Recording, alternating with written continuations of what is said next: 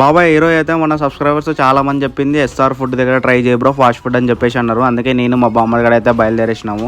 ఇక్కడ పోగానే ఏది బాగుంటుంది అన్నాను శరత్ అని అడిగితే చికెన్ ఫ్రైడ్ రైస్ ట్రై చేయ బ్రో అని చెప్పేసి అన్నాడు. అందుకే మేమైతే చికెన్ ఫ్రైడ్ రైస్ అయితే చెప్పినాము. అన్న ప్రిపేర్ చేస్తున్నారు. లోపల సిట్టింగ్ అయితే పర్లేదు. ఇక వేడి వేడి చికెన్ ఫ్రైడ్ రైస్ చూస్తుంటే నా వల్ల అయితే కావట్లేదు బాబాయ్. ఇంకా తొందరగా నిమ్మకాయ పిండుకొని టేస్ట్ అయితే చెక్ చేసినాను. టేస్ట్ అయితే మామూలుగా లేదు.